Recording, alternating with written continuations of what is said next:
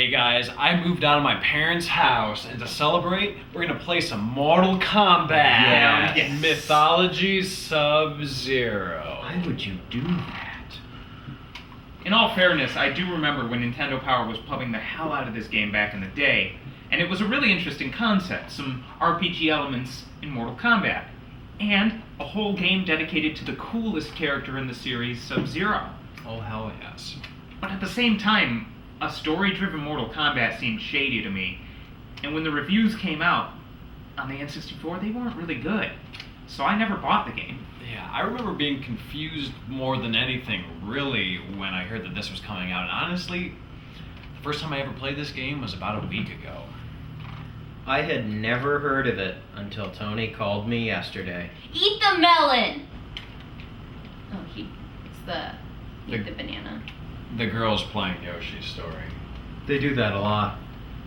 Oh, only one more melon and I can... No.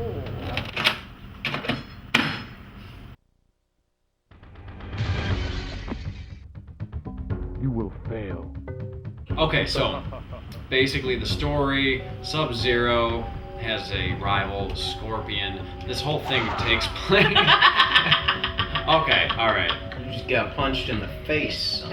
So the enemies are kind of off and on here, as you can see. And like, sometimes they're extremely aggressive, and then other times you can just stand near them and they won't hurt you. Like, additionally, like, you have to press B to change your direction. It's very awkward considering it's totally different from other Mortal Kombat games. Oh! It's a good thing there was a lot of warning for that. In any case, obviously, since Tony mentioned it, it's pretty awkward, but why did they suddenly decide that it was very important for Sub-Zero to be able to moonwalk? Yeah, I guess, once you get used to it, it's not so bad, but when you're first starting off, it's very awkward to be like, oh, I'm on the other side of the enemy. Oh, he's attacking me. Okay, let me press B. And then let me just keep pressing B. Does it kind of cool dance going on? Keep on A pressing little B. weird that the B, lighting keeps B, switching B, yeah, B, sides. B. We're pressing B. And keep on going. As you can see here, I've earned the ability to Hadouken my ice power. You have to earn abilities. Yeah, it's kind of like it's an RPG, so. Oh, hang on, let me turn around. You can also gauge the speed in which you want to go by using the joystick or the D-pad. You run fast with the joystick, but with the D-pad it's more of like a creep walk. I'm looking at this new special move and it involves using the block button. And since I'm using the control stick, it's kind of awkward because block is right up here. Right where you're normally ready to... It's the left shoulder button. So if you use the D-pad, it's totally cool, but this walking speed is not tolerable. It's hot. That is... You still slashed your throat. It's a good thing they have panned the screen the wrong way. Get him. Yes. It's realistic. Okay, so here's where the N64 version truly fails. You have screen after screen after screen of a still image and text. In the PlayStation version... Whoa. Some of those still images pan, brother. Pan and scan, baby. Pan and scan. But the PlayStation version had full FMV with actors and actually a pretty decently high production value. Was it corny? Let's get something straight. I am not a ninja. I am Lin Kuei. Oh. It was Mortal Kombat. My, yes. But it's a lot more interesting than this. Let's do a quick montage shooting through this story here. And also, I want to make the point that even though the footage in the PlayStation is really cheesy, it was at a time where this stuff was still pretty novel for video games.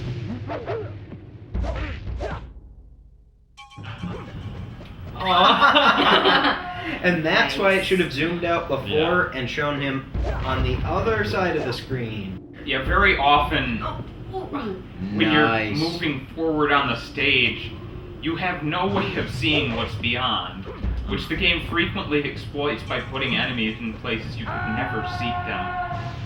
How are you supposed to get up there? wind often comes there to pull you up, but sometimes it doesn't. You're taking the moveset from Mortal Kombat and then not modifying them much, and then throwing the characters in a platforming/RPG game. It doesn't quite connect. I mean, because of the digitized graphics, Mortal Kombat has always had a sort of stiffness to it. And there's no worse place for stiffness than jump puzzles. Oh yes. I also keep thinking that B is an attack, so I'll see some guy and then immediately turn my back to him. Now, that's cold, and I do like its player-hating nature, but it is not what I'm looking for. No. Oh, okay. Oh, What just... Huh? so now we get some of that 2D to 3D action, and we die. One problem I have with the graphics is, it can deceptively make this game look like it's fun sometimes. What the? Did you notice that when you died, you got smaller? Did the avatar actually get smaller? Yeah, it turned into like. Oh crap. I did it. Oh yeah! That's what happens when you die in Asia. What? Oh, then here's the key we need. Oh no! On the bright side, this level is starting to give us some more branching paths, which would be interesting if we could get to any of them. Yeah. No! There's gotta be a way to make that work. Lake Minnetonka. Wow, look at this. Look at this. There's no design here. There's no real programming. It's just, hey, let's have this be black. Let's have a third of the screen be black. So we beat level 3 and are going to move on to level 4.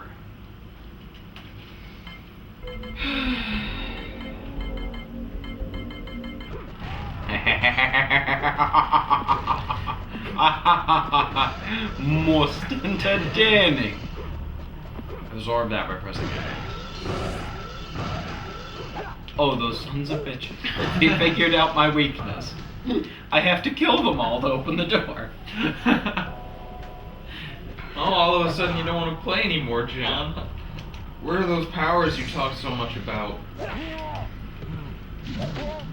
The cameras were having a few issues there. I don't know. It was probably the pure heat coming off of our bodies, because this game got us so frustrated that we became indestructible new gods and just destroyed everything that was in front of us. One boss looked at us and just blew up on fire. And then we were just at the last level like we are now, so don't ask any more questions. It said don't ask questions. I can't seem to attack it. I mean, you're dealing some damage. Something. I think you have to hit it in the head. I think so too. Just anywhere above the leg line, I think. It's a very inappropriate, animation he's making when you're hurting him. He does look like he's having some fun.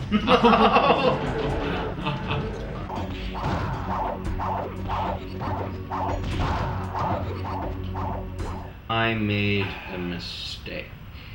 Because, now, I charge any oncologist with finding a harder thing to say than what I'm about to say. I was wrong. That was not the last level. This is the last level of Mortal Kombat Chronicles Subzero. John, I'm gonna kill you. So here we are at the last level of the game, and really it's just more of the same. We have a pretty nicely made pre-rendered background there. It looks really crisp. It's got some interesting shapes going on, but the color scheme could not possibly be more bland. Absolutely. Yeah, very well constructed. I like the kind of the reflection on the marble floor, but yeah, it's just the same thing over and over and over again. Look at what's happening right now. Look at this. This sums up the game. This is the only way to play this game. This. Doing the Power Man into a flip.